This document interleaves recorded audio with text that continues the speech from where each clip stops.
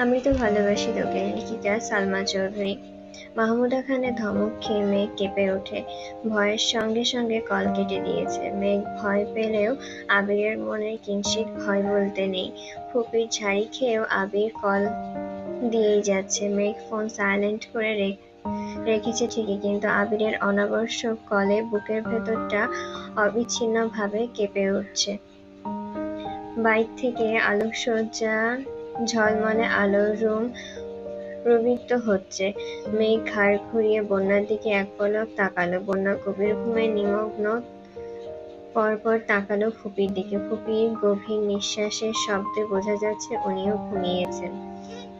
মেঘের বুকের উপর ফোন চেপে অতি সংকর্পণে বন্যার পাশ দিয়ে নেমে উদ্বিগ্ন পায়ে বারান্দায় গিয়ে কল রিসিভ করলো। আবির তৎক্ষণাৎ অনচ্ছ কণ্ঠে শোধালো, তোর কি আমার জন্য একটু মায়াও হয় না? আবিরের কথা শুনে মেঘ বিহ্বল, ভরকে গেছে কিছুটা। কপাল কুঁচকে ভারী কণ্ঠে বলল, আমি কি করলাম? সন্ধ্যা থেকে কেউ আমাকে একটা কল পর্যন্ত দিল না। কেউ না দিলেও তুই তো একটা কল দিতে পারতি নাকি? আমি তো আপনার কলের অপেক্ষায় ছিলাম। অপেক্ষা করতে করতে কখন ঘুমিয়ে পড়েছি বুঝতেই পারিনি। বাহ, কি দায়িত্বশীল বউ আমার। মেঘ সহসা ঠোঁট বাঁকালো। সদা জাগ্রত চোখে আলোকসজ্জার লাল নীল আলোর পানে তাকিয়ে মোলায়েম কণ্ঠে শোধালো, বাসায় কখন এসেছেন? খেয়েছেন? কিছুক্ষণ আগে। আমার শ্বশুরবাড়ি যে পরিমাণ জামাই আদর করেছে, রাতে আর কিছুই খেতে হবে না। কোথায় গিয়েছিলেন? এখন বলবো না। আচ্ছা ঘুমান তাহলে। শোন। জি। চল ছাদে যাই। না। কেন? আম্মুরা বলেছে বিয়ের রাতে বড় জামাইয়ের মুখ দেখতে নেই, এতে নাকি জামাইয়ের অমঙ্গল হয়। ঠিক আছে, দেখলাম না মুখ, একটু কথা তো বলতে পারি। আব্বাজান নিষেধ করেছেন, দেখা সাক্ষাৎও করা যাবে না। আবির ফোঁস করে শ্বাস ছেড়ে রাগান্বিত কণ্ঠে বলল, আমাকে কেউ কিছু বলতে পারছে না, তাই তোকে কুসংস্কার বোঝাচ্ছে, আর তুইও বোকার মতন সেসব মানছিস। মেঘ নিশ্চুপ। আবির দীর্ঘ নিঃশ্বাস ফেলে নিজেকে শান্ত করে আহ্লাদি কণ্ঠে বলল, চল না ছাদে। মেঘ অত্যন্ত ধীর কণ্ঠে বলল, একটু বোঝার চেষ্টা করুন, আমি যেতে পারবো না। আপনি যেন রুমে না আসেন, তার জন্য আব্বাজান ফুপিকে আমার সাথে থাকতে বলেছেন। এখন আমি বের হলে খবরই আছে। আপনি ঘুমান প্লিজ। আবির ঢোক গিলে ভ্রু বাঁকিয়ে আবেগতাড়িত কণ্ঠে বলল, I miss you, I need you, believe me, I badly want you sparrow. আবিরের কণ্ঠে আবেগপ্রবল অস্বচ্ছ নন্দক কথাগুলো শুনে মেঘের গা শিউরে উঠছে। এ যাবৎ কালে আবিরকে এতটা ব্যাকুল হতে কখনো দেখেনি সে। মেঘ নিস্পৃহার দীর্ঘশ্বাস ছেড়ে ঠোঁট কামড়ে বিড়বিড় করল, আমাকে তো খুব বলেছেন সহিংস হতে, ধৈর্যশীল হতে হবে। তাহলে আজ আপনার এই অবস্থা কেন? এত অধৈর্য হয়ে উঠেছেন কেন আপনি? আর কত ধৈর্য ধরব? এতদিন যাবৎ অফিসিয়াল বিয়ের অপেক্ষায় ছিলাম, করলাম তো অফিসিয়াল বিয়ে। আত্মীয় স্বজন, এলাকাবাসী সবাই তো জানলো।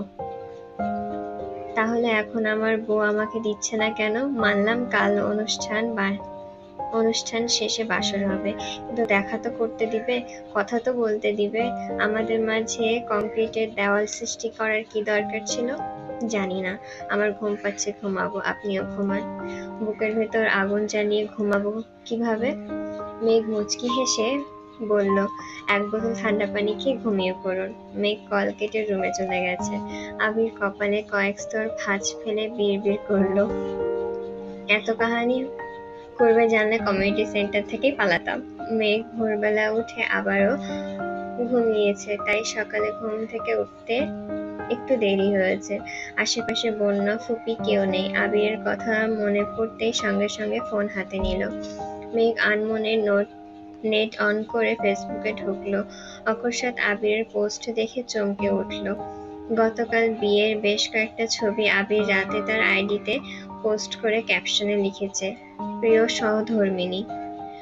আমার আমার অকলি কল্পনার সঙ্গে তুমি, গোধূলি লগ্নের বাড়ি ফেরার একান্ত অভিপ্রায়। তুমি আমার স্নিগ্ধ সকালে সুললিত রজনীগন্ধা, পরন্ত বিকেলের একগুচ্ছ বাগানবিলাস। আমার শূন্য হৃদয়ের পূর্ণতা তুমি, ব্যাকুল হৃদয়ের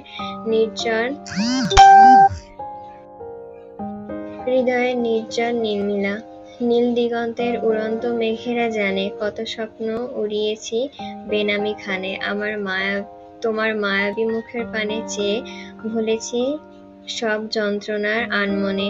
তোমার ঠোঁটের ওই স্নিগ্ধ হাসি দেখে আমার হৃদয়ের অন্তরালে নিরবিচ্ছিন্ন বিক্ষোভ চলে।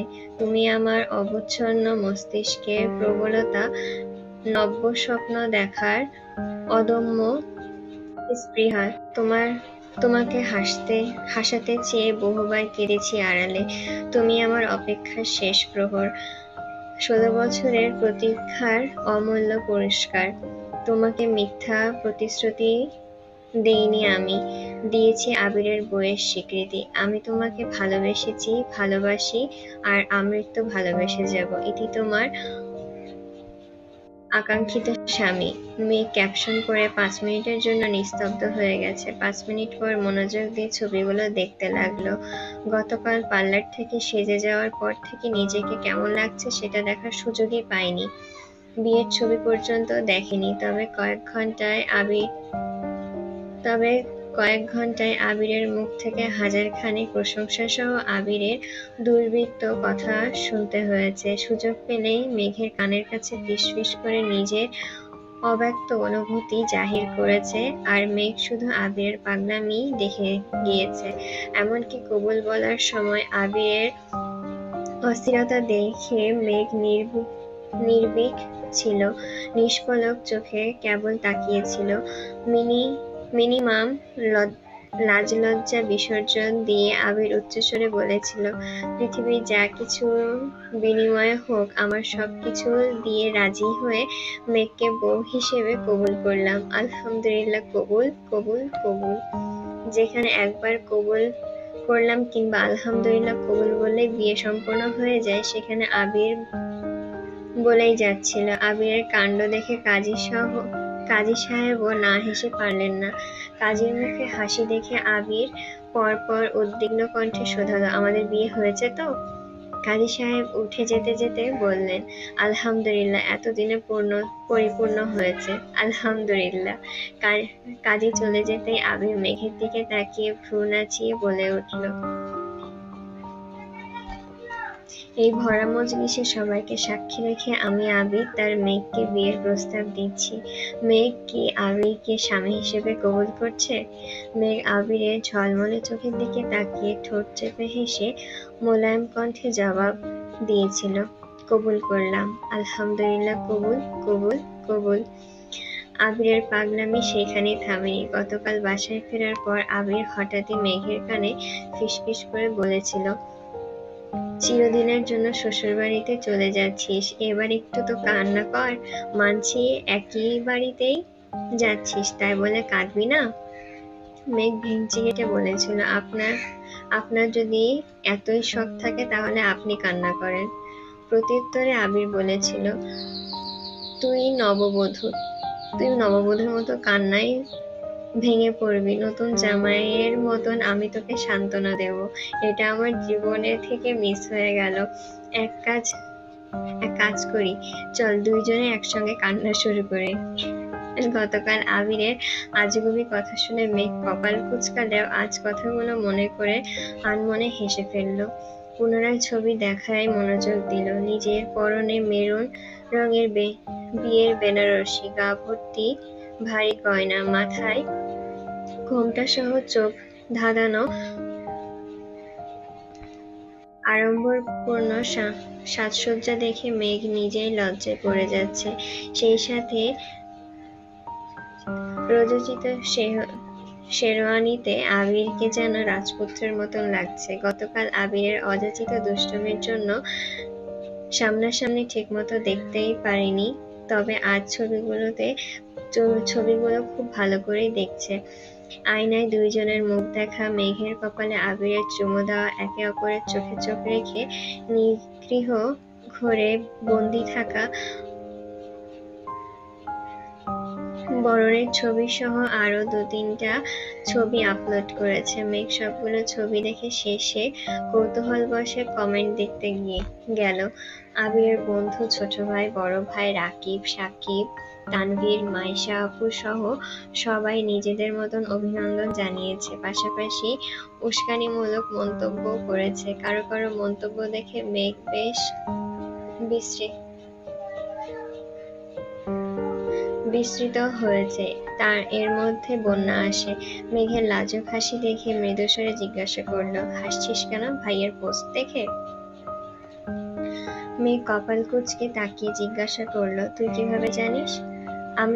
শুধু আমি না, বাড়ির সবাই এখন ভাইয়ার পোস্ট নিয়ে গবেষণা করছে, নিচে গেলেই বুঝতে পারবি।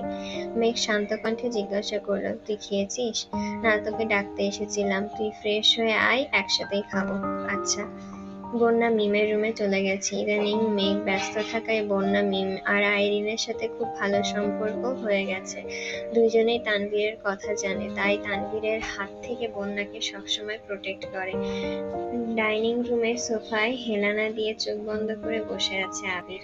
রান্নাঘরে রান্নাবান্নার আয়োজন চলছে। ইকবাল খান ছাদ থেকে নেমে আবিরকে এভাবে বসে থাকতে দেখে কিছুটা উদ্বিগ্ন কণ্ঠে জিজ্ঞাসা করলো, কি আবির, এভাবে বসে আছিস কেন?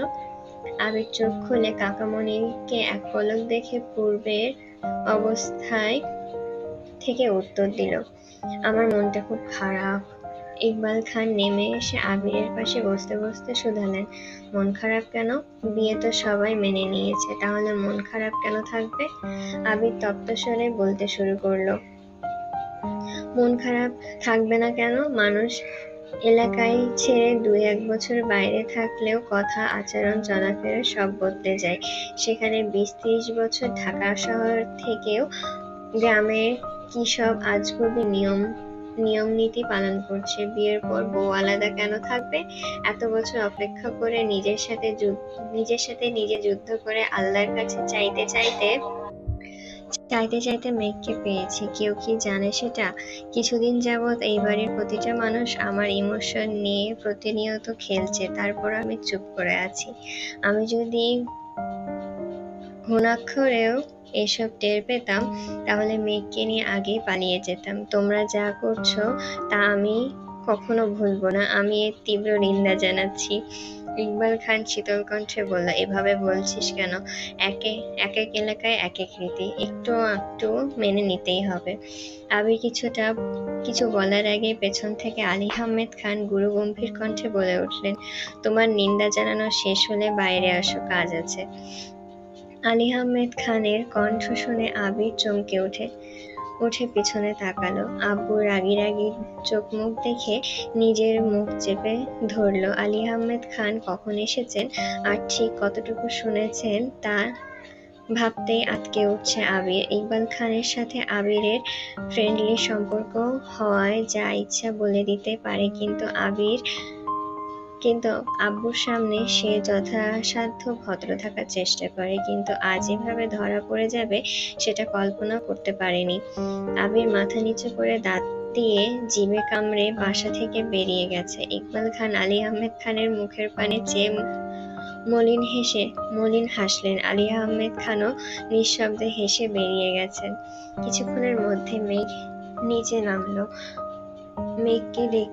মেঘকে দেখে রাকিব অকস্মাৎ বলে উঠল, এই যে ভাবি, আমার বন্ধু 16 বছরের অব্যক্ত অনুভূতির বহিঃপ্রকাশে লেখা খোলা চিঠি পড়ে আপনার অনুভূতি কি?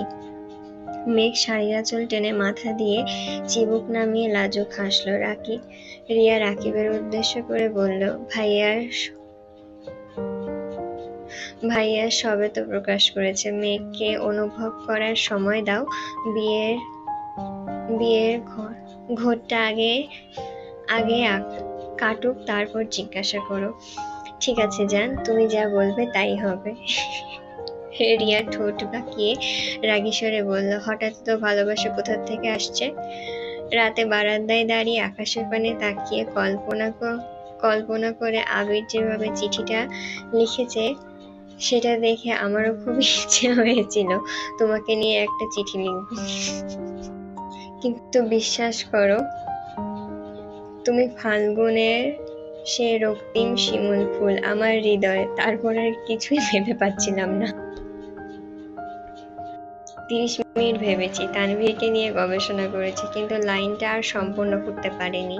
তারপর মনে হলো কবিতা আর চিঠি লেখার থেকে সকাল সন্ধ্যা বাবু খাইছো জিজ্ঞাসা করাটা খুব সহজ সমাধান। রিয়া বিরক্ত হয়ে বলল, তুমি আসলে একটা আনরোম্যান্টিক। রাকিব হেসে উত্তর দিল, বিয়ে করেছি 6 মাস হতে চলল, এখনো আমি কত রোমান্টিক দেখেছো? তুমি বললে শিমুল ফুল না দিতে পারলেও কচুরি ফুল ঠিকই দিতে পারবো। আর কি চাও? রিয়া রাগান্বিত কণ্ঠে হুঙ্কার দিল, তুমি আপাতত চোখের সামনে থেকে যাও। আজকাল ভালোবাসার কোনো মূল্য নেই। নিজের বিয়ে করা বউ বলে আমি নাকি আনরোম্যান্টিক। ধিক্কার জানাই। কাকে ধিক্কার জানাচ্ছ? নিজেকেই। রিয়া সহসা হাসতে শুরু করেছে, সেই সাথে মেঘও হাসছে। আবির এসে রাকিবের কাঁধে হাত রেখে ধীর কণ্ঠে জানতে চাইল, কি হচ্ছে এখানে? আবিরের কণ্ঠ শুনে মেঘ আর চোখে তাকালো। আবিরকে এক পলক দেখে লজ্জায় নুয়ে পড়েছে। গতকালও এত লজ্জা পায়নি যতটা লজ্জা আজ পাচ্ছে। অবিলম্বে ঘোমটাটা টেনে মুখ ঢাকার চেষ্টা করলো। রাকিবের সাথে দু একটা কথা বলে আবির মেঘের সামনে এসে দাঁড়িয়ে অত্যন্ত কোমল কণ্ঠে বলল, আসসালামু আলাইকুম। লজ্জায় আড়ষ্ট মেঘ ঠান্ডা কণ্ঠে বলল, ওয়ালাইকুম আসসালাম। শুভ সকাল বউ। শুভ সকাল। রাকিব গলা খাকারি দিয়ে বলল, তোর বউ এটা আমরা সবাই জানি, তাই বলে সারাদিন বউ করবি? ভাবছি কিছুদিন দিনরাত এক করে শুধু বই ডাকবো। মাহমুদা খান মালিহা খানের রুম থেকে বেরিয়ে আসতে আসতে ভারী কণ্ঠে বলল, আবির তোর কি কোনো কাজ নেই? সকাল সকাল মেঘকে জ্বালাচ্ছিস কেন? আবির কপাল কুঁচকে ঠোঁট বাঁকিয়ে শক্ত কণ্ঠে বলল, আমি কোথায় জ্বালাচ্ছি? এতক্ষণ কাজ করে কেবলই আসলাম। ফুপি তোমার আমার সাথে কিসের শত্রুতা বলো তো? আব্বুর সাথে তুমি এমন আচরণ শুরু করেছো কেন? আমাদের থেকে তোমাদের থেকে তো আমার শ্বশুরই ভালো। মেয়ে খেয়েছে কিনা দেখতে আমাকে জোর করে পাঠিয়েছে। আর তোমরা? মাহমুদা খান রাশভারী কণ্ঠে বললেন, ভাইজান খুব সহজে মেনে নিয়েছে তো, তাই কিছু বুঝতে পারছিস না। ভাইজানের ধমক না শোনা পর্যন্ত শান্তি পাচ্ছিস না, তাই না? তোর আচরণে কোনো কারণে ভাইজান যদি রেগে যান, বাড়ি ভর্তি মেহমানের সামনে চিৎকার চেঁচামেচি করেন, বিষয়টা কি ভালো লাগবে? তার থেকে উনি শান্ত আছেন, তুইও একটু শান্ত থাক। ঠিক আছে, থাকলাম শান্ত। আবির মুখ ফুলিয়ে শ্বাস ছেড়ে মেঘের দিকে তাকিয়ে ব্যস্ত কণ্ঠে বলল, বউ তুমি খেয়ে নাও। হ্যাঁ, তোমার ফুপি শাশুড়িটা ভালো না, একদম মহিলা হিটলারের মতন আচরণ করছে। আমি এখন পালাই। আবির একদরে বাসা থেকে বেরিয়ে গেছে। রাকিবও হাসতে হাসতে চলে গেছে। মাহমুদা খান হেসে বললেন, মেঘ খেতে বস, আমি ওদের ডেকে নিয়ে আসি। একটু পরেই সবাই খেতে নেমেছে। মেঘকে দেখেই জান্নাত বলে উঠল, তুমি আমার স্নিগ্ধ সকালের সুললিত রজনীগন্ধা, পরন্ত বিকেলের একগুচ্ছ বাগান বিলাস। পাশ থেকে আইরিন বলল, ভাবি এইটা না, আমার ওই লাইনটা বেশি ভালো লেগেছে। নীল দিগন্তের উড়ন্ত মেঘেরা জানে কত স্বপ্ন উড়িয়েছি বেনামি খামে। রিয়া মৃদু হেসে বলল, তোমরা শুধু শুধু মেঘকে জ্বালিও না তো। মেঘ, আমি তোমাকে ভালোবাসি আর আমৃত্যু ভালোবেসে যাব। তুমি একদম মন খারাপ করবে না, কেমন? ওদের দুষ্টুমিতে মেঘ চোখ তুলে তাকাতেই পারছে না। এর মধ্যে মালা এসে একটা চেয়ার টেনে বসলো। আইরিন মজার ছলে জিজ্ঞাসা করলো, মালা আপু, আপনার কোন ডায়লগটা ভালো লেগেছে? কিসের ডায়লগ? আবির ভাই মেঘ ভাবিকে নিয়ে ফেসবুকে খোলা চিঠি লিখেছে, আপনি দেখেননি? মালা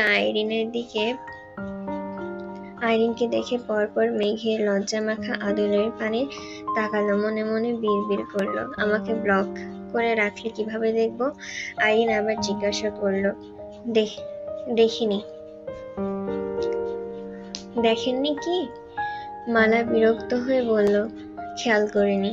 আবারও মনে মনে বিড়বিড় করলো, এইসব আজাইরা ভালোবাসা দেখলে শরীরটা জ্বলে।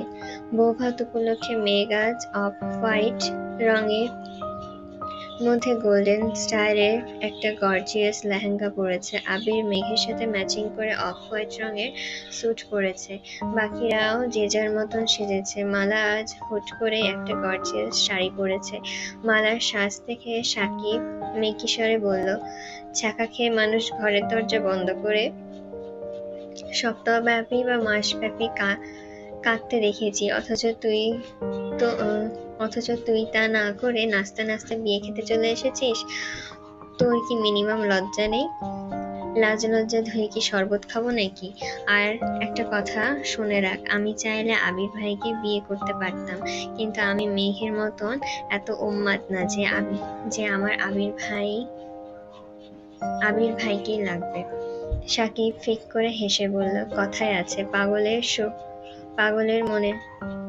সুখ মনে মনে। আর কি বলে নিজেকে সান্ত্বনা দিচ্ছিস জানাইস আমাকে। প্রয়োজনে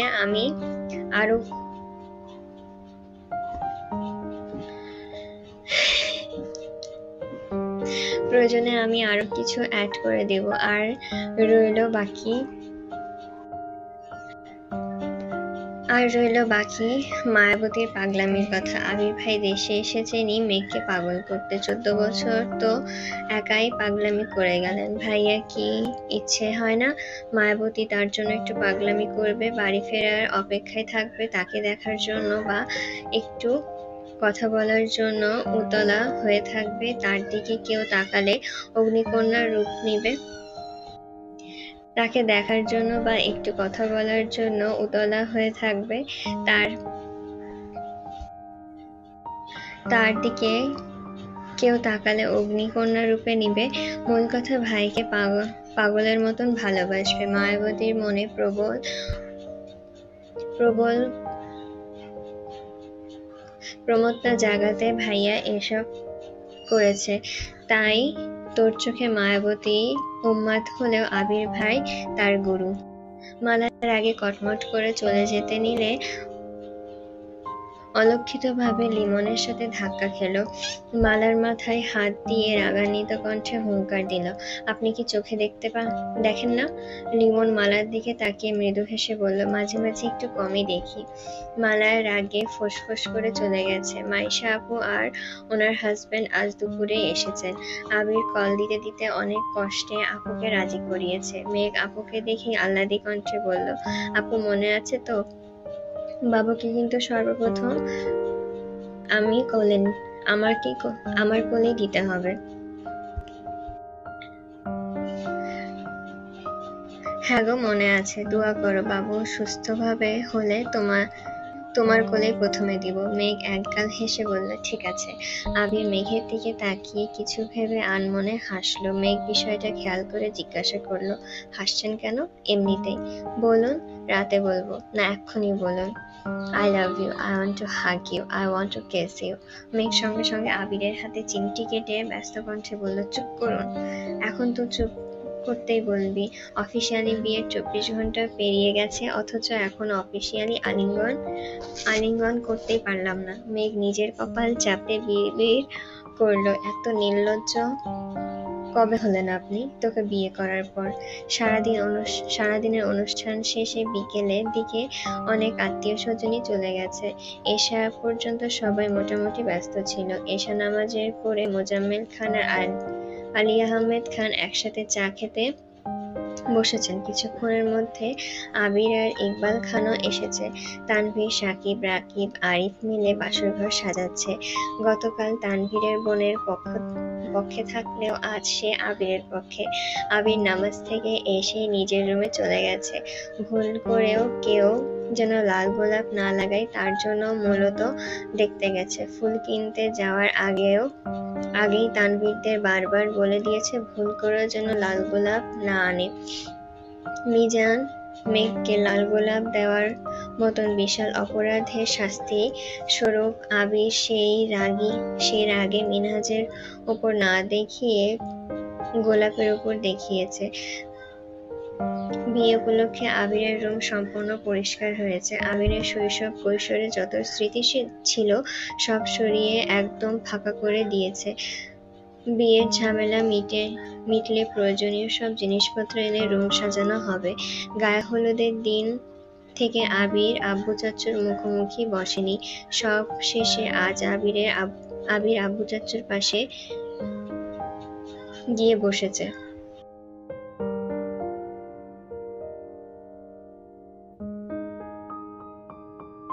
মোজাম্মেল খান চিন্তিত স্বরে বললেন, কিছু বলবে? জি, বলো। আপনাদের পরিকল্পনার বাইরে আমি যে কাজগুলো করতে বলেছিলাম সেগুলোর খরচ জানতে চাচ্ছিলাম। আমি পেমেন্ট দিয়ে দিচ্ছি,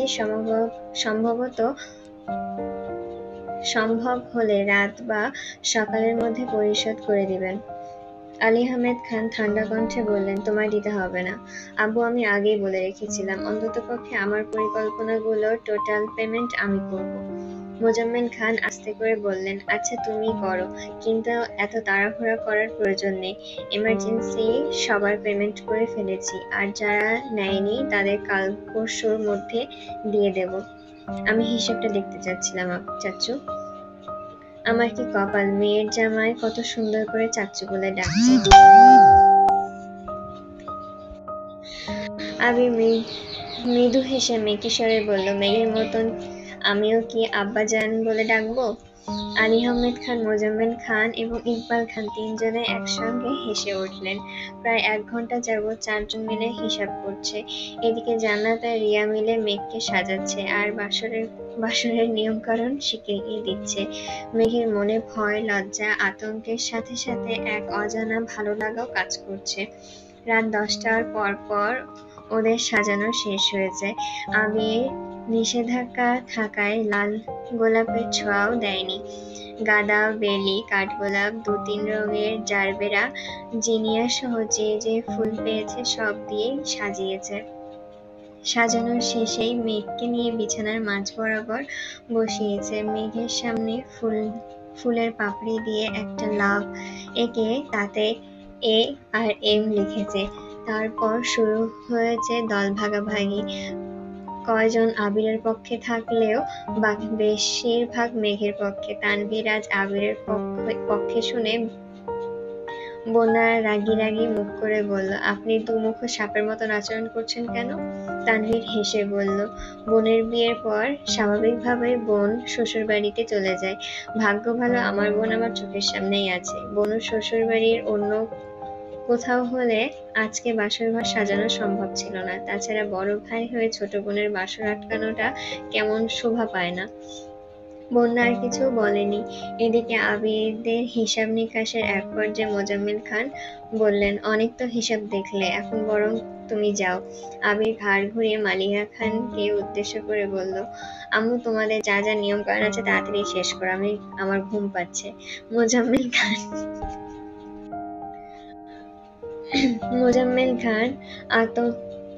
অকস্মাৎ কাশতে শুরু করলেন। ইকবাল খান আবিরের হাত চেপে বিড়বিড় করে বলল, বাপ চাচা আছে, কথাবার্তা একটু সাবধানে বল। আবির ভ্রু কুঁচকিয়ে মনে মনে বিড়বিড় করলো, গত 2 রাত এক ফোঁটাও ঘুমাতে পারিনি, এখন বিয়ে করেছি বলে কি ঘুম পেল বলা যাবে না? আবিরকে নিশ্চুপ দেখে মোজাম্মেল খান স্বাভাবিক কণ্ঠে বলল, বাকিগুলো সকালে দেখে নিও। আবির তপ্ত স্বরে বলল, আর কিছু দেখতে হবে না, যা লাগবে তানভীরকে বললেই হবে। মাহমুদা খান এসে মৃদু স্বরে বলল, আবির তুই এখন রুমে যেতে পারিস। আবির হঠাৎই কেমন যেন লজ্জা পাচ্ছে, লজ্জায় উঠে যেতেও পারছে না। আলী আহমেদ খান অবসাদ বকে উঠলেন, এত লজ্জা পেতে হবে না, যাও। আবির মাথা নিচু করে উঠে রুমের দিকে চলে গেছে। রুমের সামনে যথারীতি 2 দল মানুষ দাঁড়িয়ে আছে। তানভীর আবিরের দলে হওয়া সত্ত্বেও ওরা জোরপূর্বক তানভীরকে রুমের ভেতরে রেখেছে। তানভীর দরজা থেকে উঁকি দিয়ে বিছানায় দেখে নিল। মাথায় ঘোমটা দিয়ে নববধূ বিছানায় বসে আছে। আবির বাকিদের উদ্দেশ্যে স্বাভাবিক কণ্ঠে বলল, কি চাই? তেমন কিছু না। রাকিব আবিরের পাশ থেকে বলে উঠল, আজ যত ইচ্ছা দে, আমি বারণ করব না, কারণ বাসর আমিও সাজিয়েছি, তাই ভাগ আমিও পাবো। আবির রাকিবের দিকে তাকিয়ে হাসলো। আইরিন অকস্মাৎ বলে উঠল, ভাইয়া তাড়াতাড়ি টাকা দিয়ে আমাদের বিদায় করো। আবির শান্ত কণ্ঠে বলল, তোরা যত চাস সিদ্ধান্ত নিয়ে তানভীরের কানে কানে বল। আইরিন, জান্নাত, রিয়া, মিম, বন্যা ফিসফিস করে কিছুক্ষণ ভেবেচিন্তে তানভীরকে জানালো। আবির সঙ্গে সঙ্গে বলল, সিদ্ধান্ত ফাইনাল? হ্যাঁ। এখন সামনে থেকে সরো। কেন সরবো? আগে টাকা দিবে, তারপর যাব। আবির তপ্ত স্বরে বলল, আমি যেতে বলিনি আপু, সরতে বলেছি। বউ না দেখে আমি তোমাদের কিছু দিতে পারবো না। বউ দেখে ফেললে তো শেষই। তোমরা যেমন আমাকে বিশ্বাস করতে পারছো না, তেমন আমিও পারছি না। আমার বউয়ের জায়গায় অন্য কেউ যদি বসিয়ে রাখোনি, তার কি গ্যারান্টি আছে? তোমাদের সহজ সমাধান দিচ্ছি। তোমাদের অ্যামাউন্ট আমি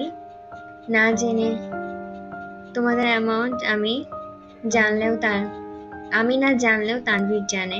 আমার বউ ঠিকঠাক থাকলে তোমরা তোমাদের প্রাপ্য পেয়ে যাবে। আগে বউ দেখবো, তারপর টাকা দেবো। এখন তোমরা ভেবে দেখো, ঠকাবে না তো? তোমরা আমাকে না ঠকালে আমিও তোমাদের ঠকাবো না, ঠিক আছে? ওরা এক প্রকার বাধ্য হয়ে আবিরকে রুমে ঢুকতে দিয়েছে। আবির রুমে ঢুকেই মেঘকে উদ্দেশ্য করে সালাম দিল। মেঘ কাঁপা কাঁপা গলায় সালামের উত্তর দিয়েছে। এতক্ষণ যাবৎ মেঘ শান্ত থাকলেও এখন আর শান্ত থাকতে পারছে না। আবির যত কাছাকাছি আসছে, মেঘের শরীরের প্রতিটা শিরা উপশিরায় রক্ত সঞ্চালন তত বেড়ে যাচ্ছে। ঢোক গিলে বারবার নিজেকে শান্ত রাখার চেষ্টা করছে। আবির কিছুটা ঝুঁকে খুব যত্ন সহকারে আস্তে ধীরে মেঘের ঘোমটা উঠালো। লজ্জায় রাঙা মেঘের নামানো চিবুক দেখে কিঞ্চিৎ ভ্রু কুঁচকালো। আবির সহসা 2 আঙ্গুলে মেঘের চিবুক উঠালো। আবিরের শক্ত হাতে কোমল স্পর্শে মেঘের শীর্ণ অধর থরথর করে কাঁপছে। হৃদয়ে তোলপাড়ের নিঃশ্বাস এলোমেলো হয়ে যাচ্ছে। ঘন ঘন পল্লব ঝাপটাচ্ছে নিভু নিভু চোখে। আবিরের দিকে তাকাতেই আবির সহসা বুকের বাম পাশে হাত রেখে নেশাক্ত কণ্ঠে বলল, হায় মাশাআল্লাহ। সঙ্গে সঙ্গে বিছানার উপর লাভ লেখা অংশে ধপ করে পড়ে গেছে। মিম, আদি, আইরিন কিছুটা আতঙ্কিত হলেও বাকিরা আবিরের কাণ্ড দেখে মুচকি মুচকি হাসছে। মেঘ কিঞ্চিৎ ভ্রু কুঁচকিয়ে আবিরের মুখের দিকে তাকালো। আবির আচমকা কাত হয়ে মেঘের দিকে ঘুরে হাতের উপর মাথা রেখে মৃদুগামী কণ্ঠে বলল, অবশেষে আবিরের একান্ত চাঁদ আবিরের রুমে দীপ্তি ছড়াচ্ছে। মেঘ লজ্জায় চোখ সরিয়ে ফেলেছে। আবির পকেটে হাত দিয়ে যতগুলো 500 আর 1000 টাকার নোট পেয়েছে সবগুলো মেঘে হাতে মুষ্টিবদ্ধ করে দিয়েছে। রিয়া হাসি মুখে বলল, ভাইয়া, আপনার চাঁদকে সারা জীবনের জন্য আপনার রুমে রেখে গেলাম। আপাতত আমাদের দিকটাও একটু ভাবুন। আবির মেঘের দিকে তাকিয়ে মোলায়েম কণ্ঠে বলল, ওরা যা চাচ্ছে দিব? মেঘ কিছু বলছে না, চুপচাপ বসে নিজের হৃদস্পন্দন গুনছে। আইরিন সঙ্গে সঙ্গে বলল, এটা কিন্তু কথা ছিল না। তুমি বলেছো ভাবিকে দেখে দিয়ে দেবে।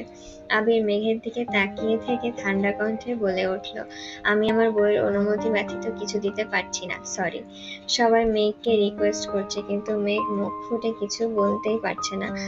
আবির মৃদু হেসে পুনরায় প্রশ্ন করল, কি হলো, দিয়ে দেব? মেঘ ঘাড় কাত করে সম্মতি জানালো। আবির সঙ্গে সঙ্গে বিছানা থেকে উঠে স্বাভাবিক কণ্ঠে বলল, তোদের অ্যামাউন্ট কত ছিল আমি জানি না, আর জানতেও চাই না। আমার বউ যেহেতু সম্মতি দিয়েছে, তাই তোরা যা চাইলি তার ডাবল পাবি। তানভীরের দিকে তাকিয়ে মৃদু স্বরে বলল, তানভীর, ওদের অ্যামাউন্ট বুঝিয়ে দিবি। জি ভাইয়া। জান্নাত, রিয়া একসঙ্গে বলে উঠল, ইস, এত বড় মিস্টেক কিভাবে করলাম, আগে জানলে আরো বেশি চাইতাম। আইরিন বলল, আমরা এখন নতুন করে অ্যামাউন্ট চাইবো।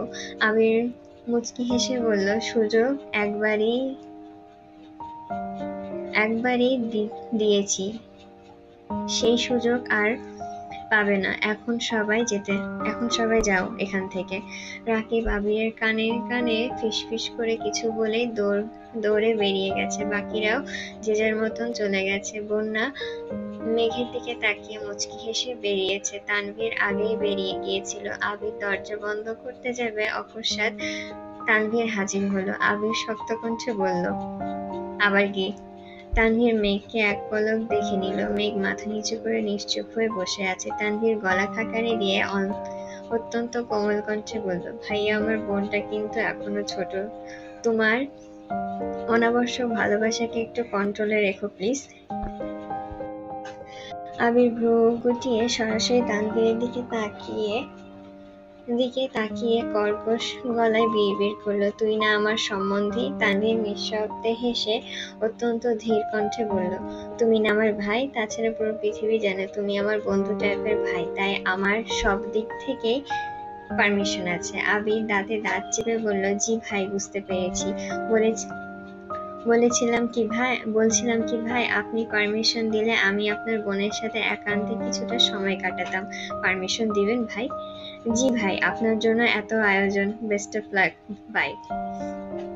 তানভীর চলে যাচ্ছে। আবির মুচকি হেসে দরজা বন্ধ করে দিয়েছে। দরজা বন্ধের শব্দে মেঘের শরীর ঝাঁকি দিয়ে উঠেছে। মাথা নিচু করে জোরে জোরে শ্বাস ছাড়লো। আবির আর চোখে মেঘের দিকে তাকালো। ঠোঁটে লেগে আছে দুষ্টু হাসি। ধীর পায়ে এগিয়ে গেল মেঘের কাছে। আবিরের তৃপ্ত দুচোখ চকচক করছে। উৎকণ্ঠায় মেঘের চিবুক নেমে গলায় ঠেকেছে। ক্ষীণ বক্ষে তীব্র কম্পনে শরীর ঘেমে একাকার অবস্থা। আবির আকপাচ না ভেবে আচমকা মেঘের কোলে মাথা রেখে শুয়ে পড়েছে। অপ্রত্যাশিত ঘটনায় মেঘ চমকে ওঠে। বুকের ভেতর পর্যন্ত স্তব্ধ হয়ে গেছে। মেঘ সঙ্গে সঙ্গে চোখ বন্ধ করে ফেলেছে। হাত পা সহ সারা শরীর থরথর করে কাঁপছে। আবির অকস্মাৎ জামা কাপড়ের উপর দিয়ে মেঘকে জড়িয়ে ধরে পেটে মুখ গুজল। আবিরের অবচেতন স্পর্শে মেঘকে জড়ালো। বক্ষস্পন্দন আরো বেড়ে জোরালো হতে শুরু করেছে। নীরবে ঢোক গিলে এলোমেলো নিঃশ্বাস ছাড়ছে।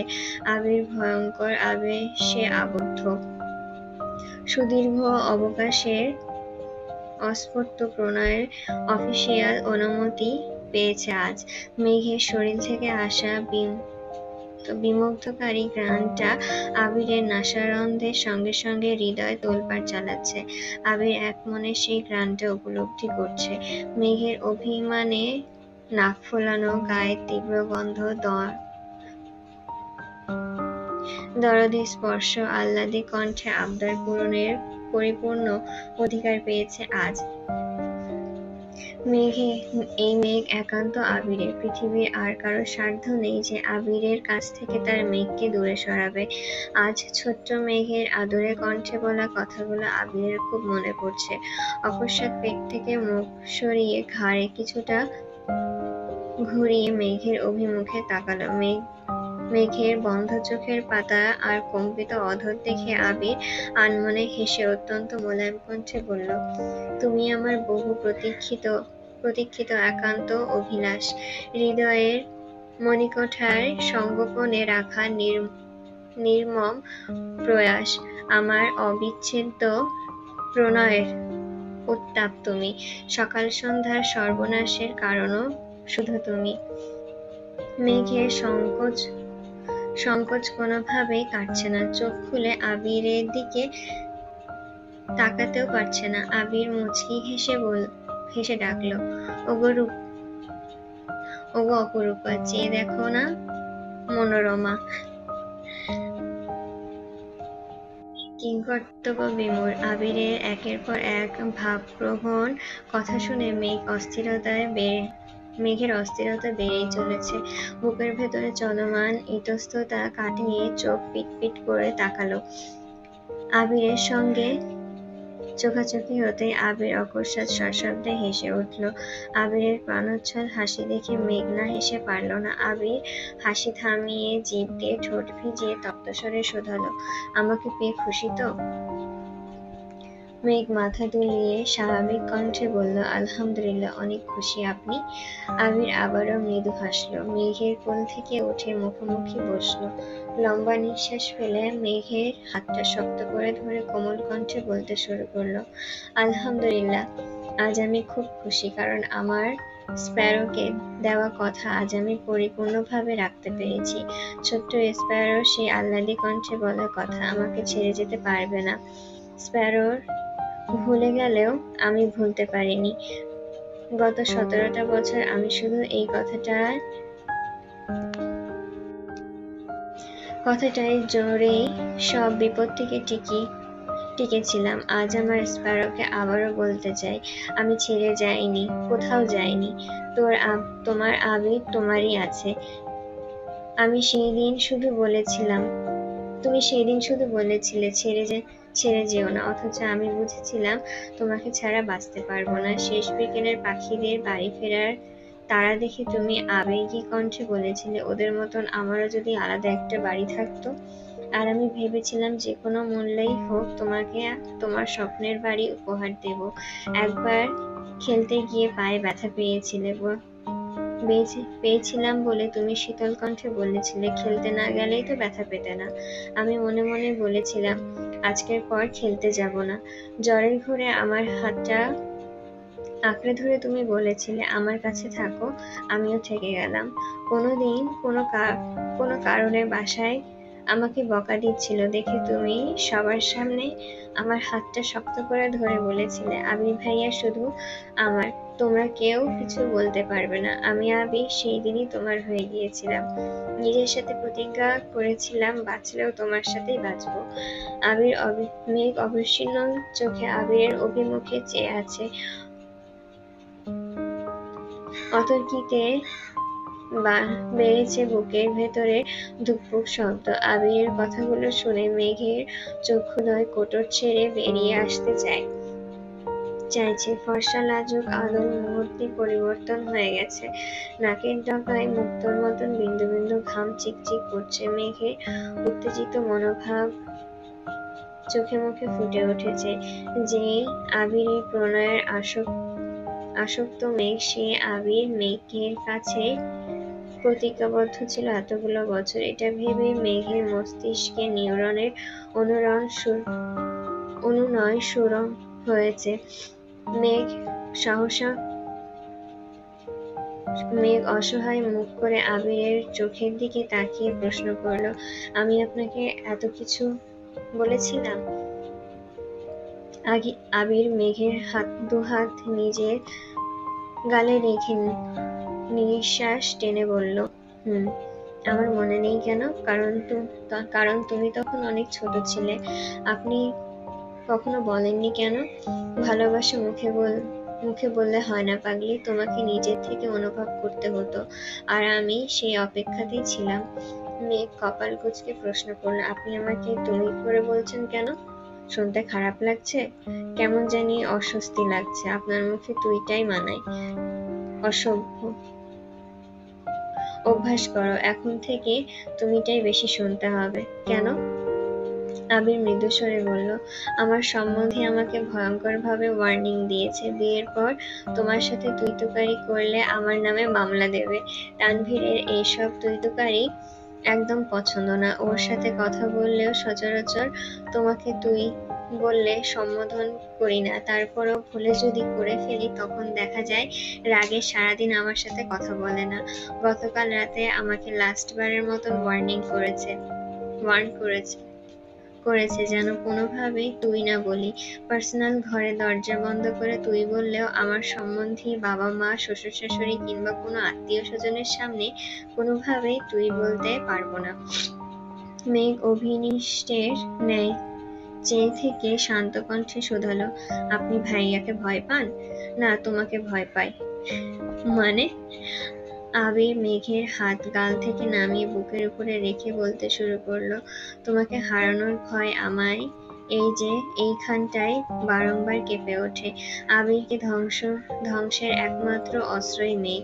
আবির সহ আমার কাছের মানুষগুলো খুব ভালোভাবেই জানে আমার জীবনে তোমার অস্তিত্ব ঠিক কতখানি। জুড়ে। আমাকে কোনো কিছুতে রাজি করাতে ব্যর্থ হলে ইচ্ছাকৃত তোমার নাম নেয়, কারণ তারা জানে তুমি আমার একমাত্র দুর্বলতা। এই যে তুমি কত শত কুসংস্কার মানো, কিছু হবে না জেনেও আবেগে নাচো। আমিও ঠিক তেমন, তোমার নামে কিছু শুনলে বুঝে না বুঝেই রিয়্যাক্ট করি, নিজের উপর নিয়ন্ত্রণ হারিয়ে ফেলি। অন্ততপক্ষে তোমাকে নিয়ে তানভীরের সাথে আমি কোনোরকম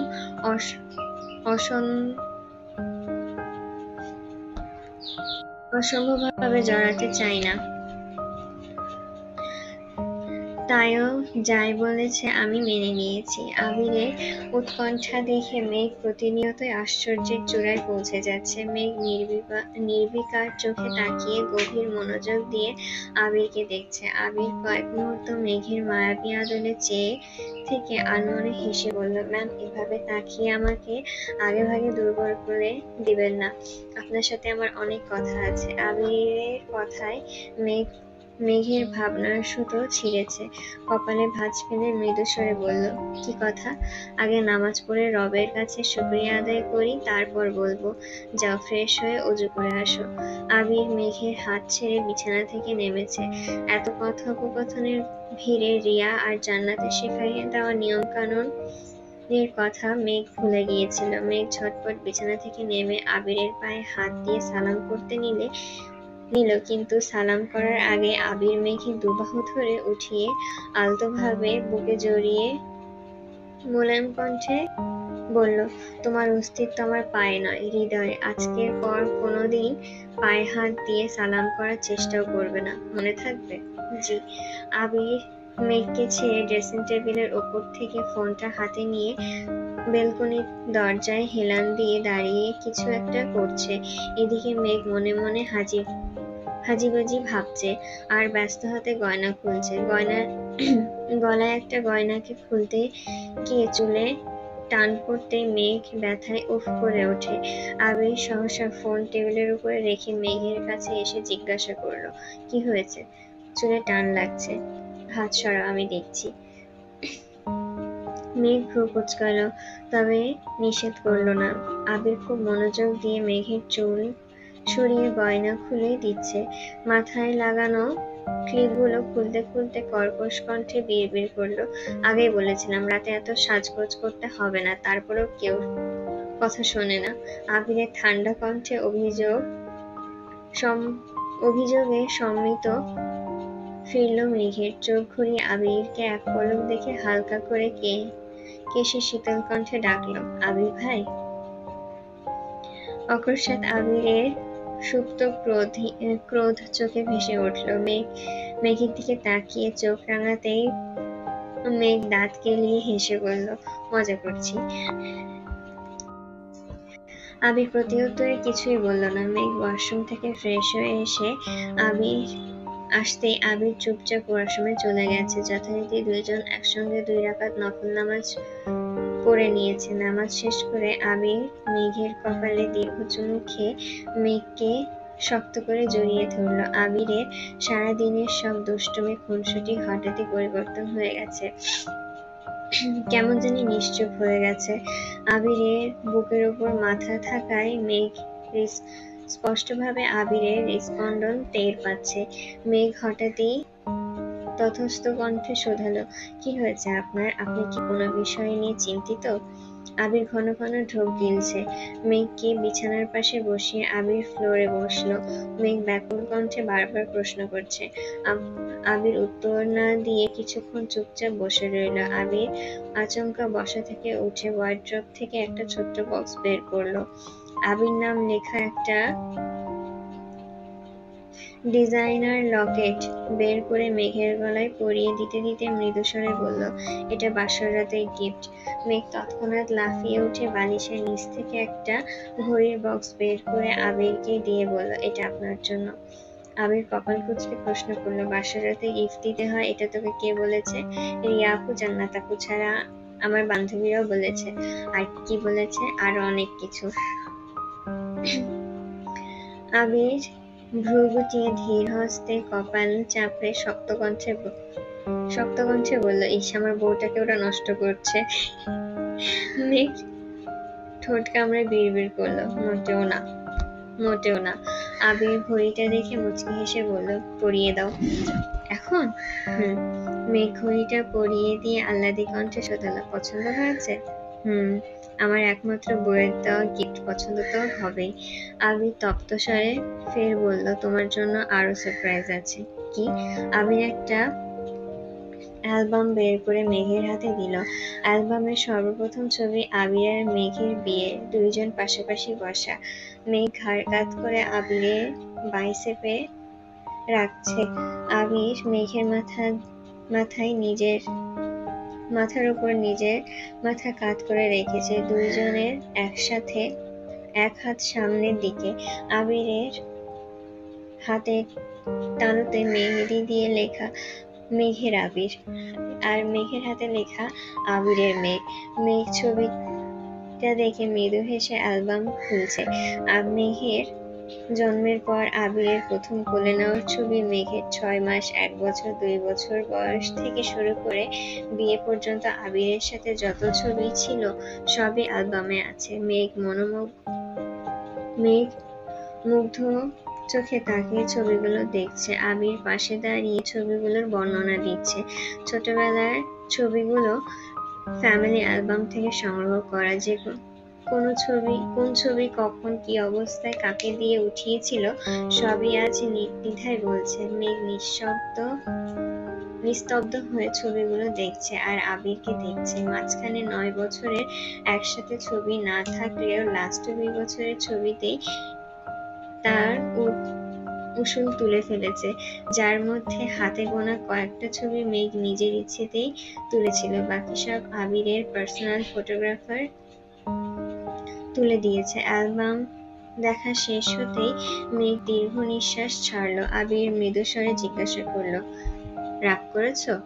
মেঘ ঠোঁট ফুলিয়ে চেয়ে আছে। আবির নিরেট কণ্ঠে বলল, রাগ করো না প্লিজ। এটা দেখে রেগে গেলে পরের গুলো তো বলতেই পারবো না। পরে কি? আবির একটা চাবির গোছা মেঘের হাতে দিয়ে বলতে শুরু করলো, আজ থেকে এই চাবির গোছাটা তোমার। এখানে আমার রুমের প্রতিটা তালাবদ্ধ জিনিসের চাবির পাশাপাশি আমার অফিসিয়াল সব চাবি আছে। তুমি আমার অর্ধাঙ্গিনী, তাই আজ থেকে আর কোনো লুকোচুরি নয়। আমার যা কিছু আছে সবকিছুই তোমার অধিকারে আছে। মেঘ আজ হতবিহ্বল।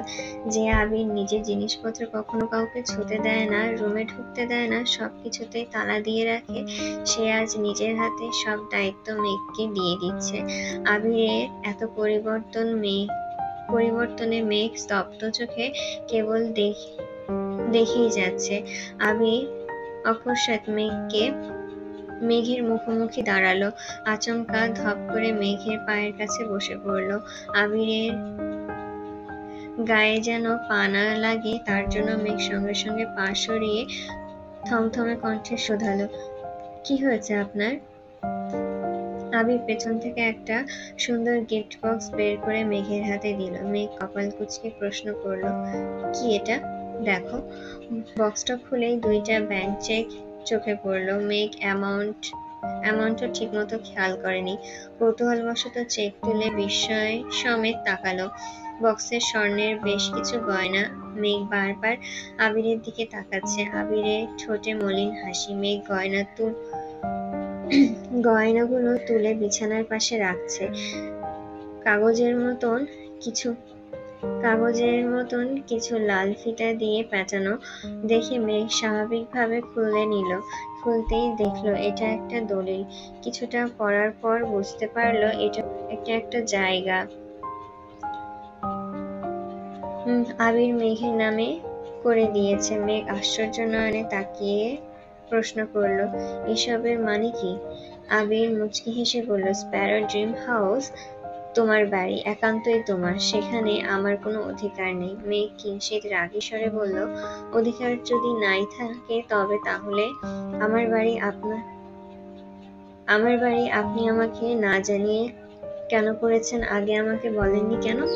শুরুতেই জানানোর মতন পরিস্থিতি ছিল না। কেন? সময়টি ছিল ডিসেম্বর মাস। মাইশা আপুর বিয়ের থেকে মালার কারণে তোমাকে জোর করে নিয়ে আসছিলাম। আমি অফিস থেকে এসে তোমাকে সময় নিয়ে বোঝাতে চেয়েছিলাম মালার সাথে আমার কিছু নেই, অথচ তুমি আমার আসা পর্যন্ত জাস্ট 10 মিনিট অপেক্ষা করতে পারলে না। আমাকে গুরুত্ব না দিয়ে মিনহাজদের গুরুত্ব দিয়েছিলে, তার জন্য তোমার প্রতি অভিমান হয়েছিল। সেই অভিমান তোমার আব্বুর কথায় জেদে পরিণত হয়েছিল। ওনার মেয়েকে রানীর মতন রাখতে গেলে আগে রানীর স্বপ্নগুলো পূরণ করা জরুরি ছিল। সেই রাতে 3-4 দিনের জন্য চলে গিয়েছিলাম। দিনরাত এক করে সবকিছু রেডি করেছিলাম।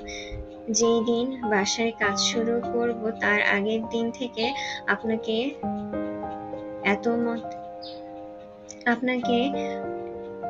এতমতে রিকোয়েস্ট করলাম, কিন্তু তুমি এতটাই জেদি যে কোনোভাবে যেতে রাজি হলে না। তোমাকে সারপ্রাইজ দিতে চেয়েছিলাম, দিতে পারলাম না, তাই সিদ্ধান্ত নিয়েছিলাম বাসার কাজ পুরোপুরি শেষ করেই জানাবো। মেঘ শক্ত কণ্ঠে বলল, ইস, মিস করলাম। বাকিগুলো দেখে শেষ করো। মেঘ আবারও বক্স হাতে নিল। কিছু চিলকুট, আবিরের অফিসের কিছু ডকুমেন্টসের সাথে কয়েকটা 500 আর 1000 টাকার বান্ডিল। এত টাকার বান্ডিল দেখে মেঘ আশ্চর্যান্বিত নয়নে তাকিয়ে উদ্বিগ্ন কণ্ঠে শোধালো, এত টাকা কার? আবির মোলায়েম কণ্ঠে বলল, তোমার। মানে এত টাকা দিয়ে আমি কি করব? এগুলো সব কাবিনের। মেঘ ধীর কণ্ঠে বলতে শুরু করলো, আমি যতদূর শুনেছি কাবিন বউয়ের পরিবার অথবা বউয়ের ইচ্ছে অনুযায়ী দিতে হয়। আমি বউ হয়ে বলছি, আমার কাবিনের কোনো প্রয়োজন নেই। আমি আপনাকে চেয়েছি, আলহামদুলিল্লাহ আপনাকে পেয়ে গেছি। আমার আর কিছুই চাওয়ার নেই। আপনার এত গিফট, টাকা, ব্যাংক চেক এসবের কোনো কিছুই চাই না। বিয়েতে কাবিন যদি আবশ্যক হয় তবে আমি কাবিন হিসেবে আপনাকে চাই। আমৃত্যু শুধু আপনাকেই চাই। মেঘের দু চোখ ছলছল করছে। নিজেকে সংযত করতে তাড়িত শ্বাস টানল। আবিরের দুর্বোধ্য নেত্রে মেঘের মায়াবী অনলে চেয়ে আছে। অল্পতেই লজ্জায় আড়ষ্ট হওয়া মেয়েটা অদম্য কণ্ঠে আকাঙ্ক্ষা শুনে আবির শীতল চোখে চেয়ে মুচকি হাসল। মেঘ এতক্ষণ কি বলছে নিজেও জানে না।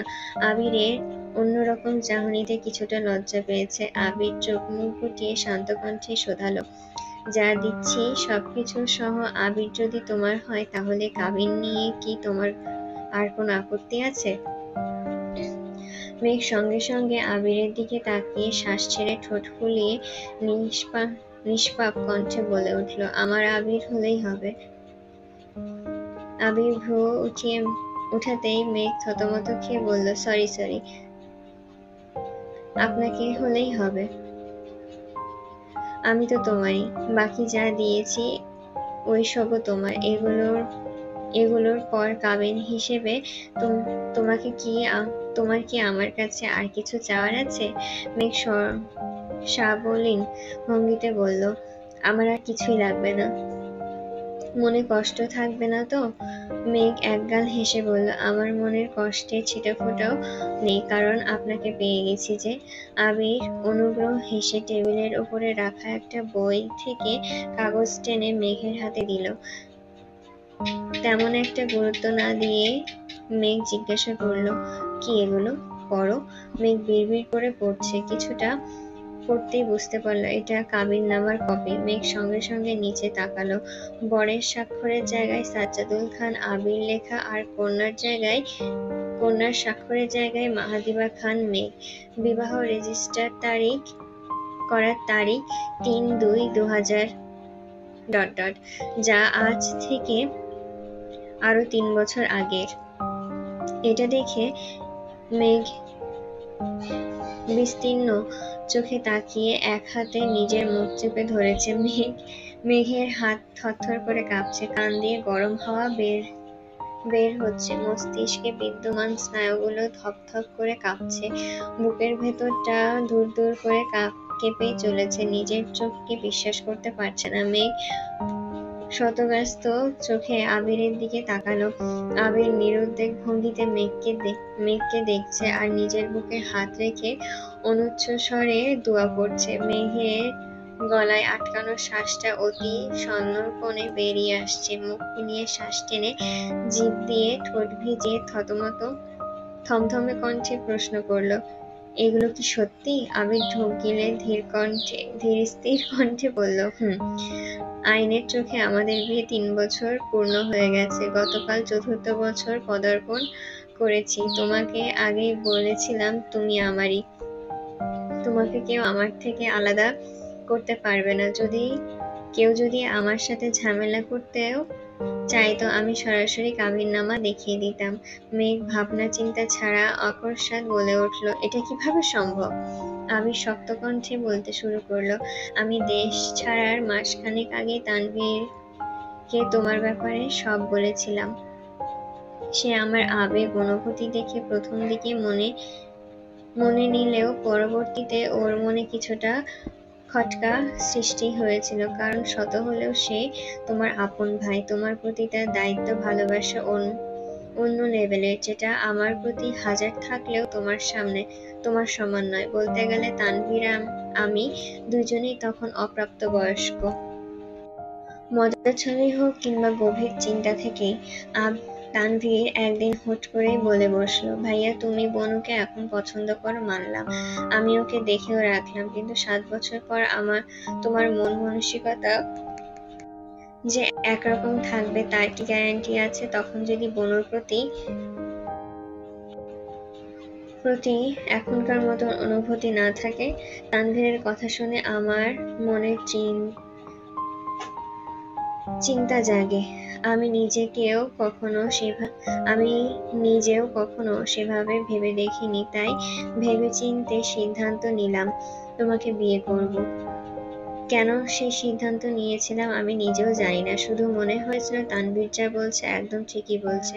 তানভীর মজার ছলে বললেও আমি দুশ্চিন্তায় ঘুমাতে পারছিলাম না। তানভীরকে জানানোর পর সে খুব রিকোয়েস্ট করেছে যেন বিয়ের ঝামেলা না করি। ও এমনিতেই এসব বলেছিল, আর আরো অনেক কিছু। আমার মাথায় তখন কিছুই ঢুকছিল না। আমার কাছের বন্ধুর বাবা কাজী, তাই তৎক্ষণাৎ খোঁজ নিলাম। তোমার বয়স অনেক কম ছিল তখন তোমার আমার প্রতি তীব্র ঘৃণাও ছিল। সব মিলিয়ে তখন বিয়ে সম্ভব ছিল না। তাছাড়া কিছু নিয়মনীতি ছিল যার কারণে আঙ্কেল কোনোভাবেই রাজি হচ্ছিল না। কিন্তু তখন আমার একটাই জেদ ছিল, যেভাবেই হোক বিয়ে আমার করতেই হবে। আঙ্কেলকে বিস্তারিত বুঝিয়ে খুব কষ্টে রাজি করিয়ে রাকিব, তানভীর আর দুইজনের উপস্থিতিতে বিয়ের কাজ সম্পন্ন করে দেশ ছাড়ি। আমি দীর্ঘ নিঃশ্বাস ছেড়ে পুনরায় বলতে শুরু করলো, বিশ্বাস কর আমি তখন কোনো কিছুই ভাবিনি, এত কিছু বুঝিনি। শুধু বুঝেছিলাম তোমাকে আমার লাগবে, সেটা যে কোনো মূল্যেই হোক। মস্তিষ্কে শুধু একটাই চিন্তা ঘুরপাক খাচ্ছিল, তোমাকে বৈধতার চাদরে মোড়াবো। পাওয়া না পাওয়ার মাঝে আমি তখন বাস্তবিক জ্ঞান হারিয়ে ফেলেছিলাম। ভবিষ্যতে কি হবে বা হতে পারে সব ভুলে গিয়েছিলাম।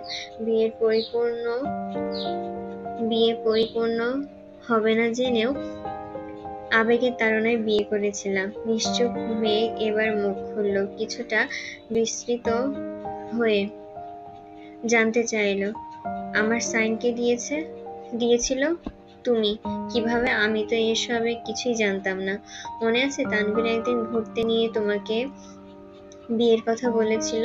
হ্যাঁ মনে আছে, আমাকে এমনই একটা কাগজে সাইন করতে বলেছিল। আমি জিজ্ঞাসা করেছিলাম এটা কিসের কাগজ? ভাইয়া বলেছিল বিয়ে। আমিও তখন সেভাবে গুরুত্ব দেইনি, ভেবেছিলাম ভাইয়া মজা করছে। আবির কপাল গুটিয়ে জানতে চাইল, কেন আমার নাম বলেছিল মনে নেই? হ্যাঁ এটাও মনে আছে। বিয়ের কথা বলায় আমি যখন হাসছিলাম তখন ভাইয়া জিজ্ঞাসা করেছিল আমাকে যার তার কাছে বিয়ে দিলে আমার আপত্তি আছে কিনা। আমিও সুন্দর করে বলেছিলাম কোনো আপত্তি নেই, তুমি যাকে বলবা তাকেই বিয়ে করে নেব। আমার সত্যি তখন কোনো আপত্তি ছিল না, কারণ তখন আমার জীবনে আপনি ছিলেন না। আমার চোখে ভাইয়াই সবার সেরা ছিল। যে যা বলতো সে যা বলতো আমি সবকিছুই মেনে নিতাম। ভাইয়া তখন আপনাকে বিয়ে করার কথা বলেছিল, আর আমি ভাইয়ার কথায় আপনাকে বিয়ে করতেও রাজি হয়ে গিয়েছিলাম। আমি ভেবেছিলাম ভাইয়া মজা করছে, তাই যা বলছিল সবটাতেই হ্যাঁ হ্যাঁ করে সাইনও করে দিয়েছিলাম। তারপর ভাইয়ার সাথে এই বিষয়ে আমার আর কোনোদিন কথা হয়নি। ভাইয়া কিছু বলেনি, আর আমিও সেভাবে ঘটনাটা বেমালুম ভুলে গিয়েছিলাম। আবির মলিন হেসে বলল, ওই দিনই আমার সাথে বিয়ে হয়ে গিয়েছিল। তানভীরের সাথে সাথে সেখানে কাজী সাহেব, সুজনরাও উপস্থিত ছিল। তাছাড়া ফোনেও আমি ছিলাম। মেঘ হাঁ হয়ে আবিরের দিকে তাকিয়ে আছে। আবির গলা খাকারি দিয়ে আবারও বলতে শুরু করলো, আমি সাইন করাই দিনই তোমাকে বউ হিসেবে কবুল করেছিলাম, কিন্তু তোমারটা বাকি ছিল। তোমাকে বিস্তারিত বোঝানোর পরিস্থিতি ছিল না, তাই তানভীর যেভাবে পেরেছে ম্যানেজ করেছে। আমার কথা ছিল যেহেতু তোমার সাথে তখন মানসিক বা শারীরিক কোনো সম্পর্কে আমি জড়াবো না, তাই শুধু আইনি কাজটা সম্পূর্ণ করে রাখবো। বাসায় এসে যেভাবেই হোক তোমাকে পটিয়ে বাসার সবার অনুমতি নিয়ে তোমাকে বিয়ে করব।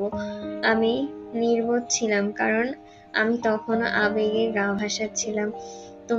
আমাদের বিয়ে আইনিভাবে নিবন্ধন হয়ে গিয়েছিল। আমার এত বছরের ভালোবাসাকে আইনি স্বীকৃতি দিতে পেরে মনের সুখে হাওয়ায় বইছিলাম।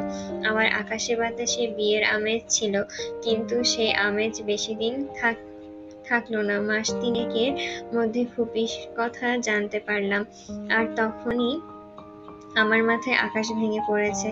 তানভীরের সাথে ঘটে যাওয়া ঘটনায় ভীতু হয়ে আমি আইনি স্বীকৃতির জন্য জোরাজুরি করেছিলাম, কিন্তু ফুপির কথা শুনে সম্পূর্ণ নিস্তব্ধ হয়ে গিয়েছিলাম। যেখানে ফুপির প্রেমের সম্পর্ক জেনেও মেনে নেয়নি, সেখানে আমি কাউকে না জানিয়ে বিয়ে করে ফেলেছি। আমার বিয়েটা কোন লেভেলের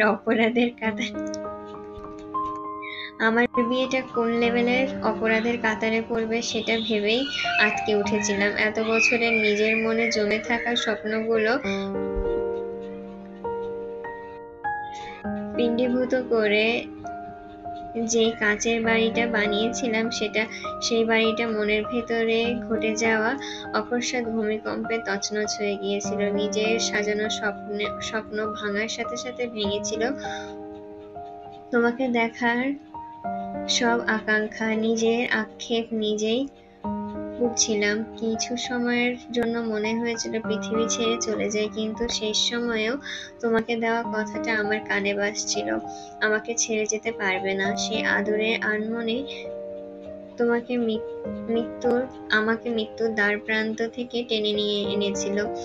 শুধুমাত্র তোমার কথা ভেবেই নতুনভাবে নিজেকে তৈরি করেছিলাম, কিন্তু বুকে ছিল আকাশ সমান ভয়। বাসায় বিয়ের কথা জানলে তোলপাড় শুরু হবে, এটা খুব ভালোই বুঝেছিলাম। তোমাকে নিয়ে আলাদা থাকার যোগ্যতাও আমার ছিল, কিন্তু তুমি যে আমার ছিলে না। তুমি এমনিতেই 7-8 বছর যাবৎ আমার সাথে কথা বলছিলে না।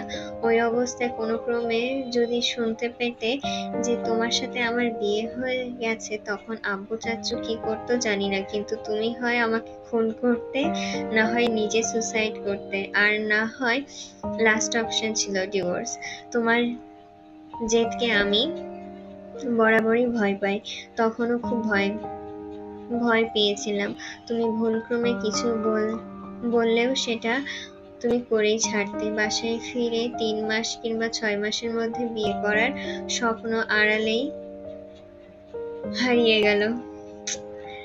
সেই থেকে আমার আতঙ্ক শুরু হলো। তানভীর, রাকিব দুইজনেই খুব জোর করে বললাম ভুল করেও যেন বিয়ের টপিক না ওঠে, বিয়ের কথা যেন মন থেকে ভুলে যায়। অনাকাঙ্ক্ষিত কারণে 6 মাস আগেই দেশে ফিরলাম।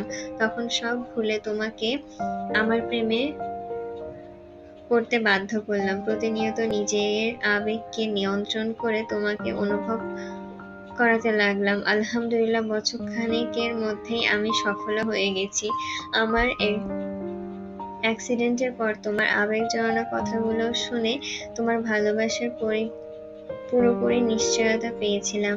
বাসার পরিস্থিতি, তোমার পরিস্থিতি দেখে তখন দ্বিতীয়বার উপলব্ধি করেছিলাম আমি আবেগের বশে ঠিক কত বড় ভুলটা করেছিলাম।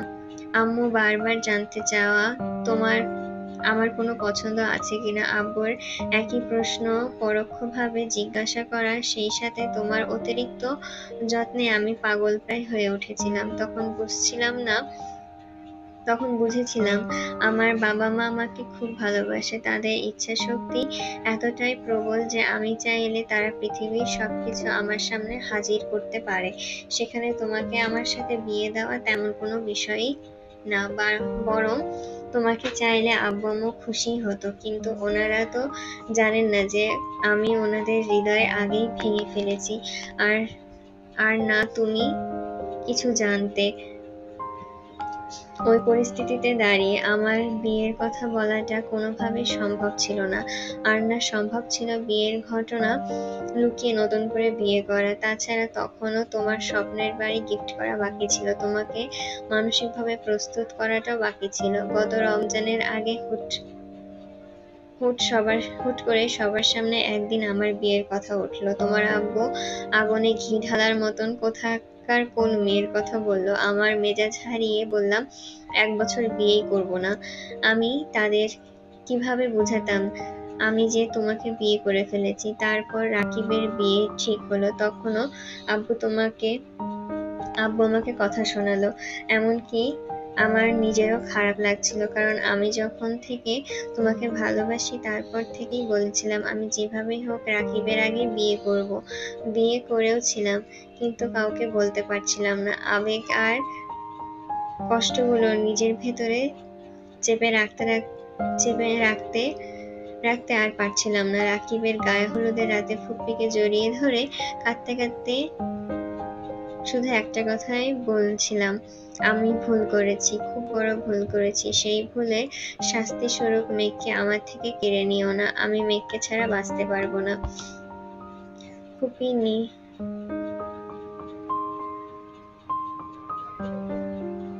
নিরুপায় ছিল আমার কান্না দেখে, তবুও কয়েকবার আব্বুকে বলার চেষ্টা করেছিল, কিন্তু সাহস করে বলে উঠতে পারিনি। তারপর শুরু হলো তোমার আব্বুর ছেলে দেখা। বাধ্য হয়ে বাসায় রাগারাগি করলাম। তোমার বাসার কাজ শেষ করতে প্রজেক্টের দায়িত্ব নিয়ে দেশের বাইরে গেলাম। বিয়ের কথা বাসায় বলার জন্য মানসিকভাবে প্রস্তুতি নিচ্ছিলাম।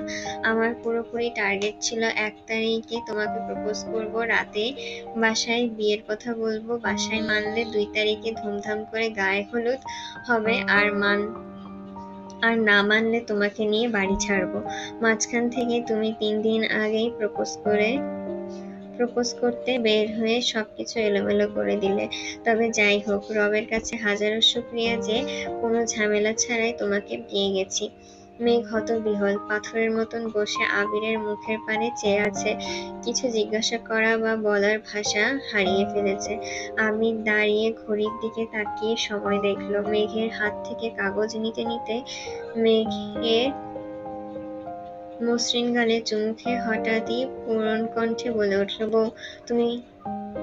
বউ আমি তোমাকে 5 মিনিট দিচ্ছি। এর মধ্যেই টাসকি খাওয়া মুড থেকে বের হয়ে রোমান্টিক মুডে আসো। আমার বুকের ভেতরে প্রেম ভালোবাসা ফুটন্ত গরম পানির মতন টকবক করছে। তুমি রোমান্টিক মুডে না আসলে আমার অন্তর পুড়ে ছারখার হয়ে যাবে। তুমি কি তাই চাও? মেঘ নির্বিকার চোখে আবিরের দিকে তাকালো। আবির নিঃশব্দে হেসে চোখ টিপ মারল। আবিরের নির্লজ্জ মার্কা কথা আর কাণ্ড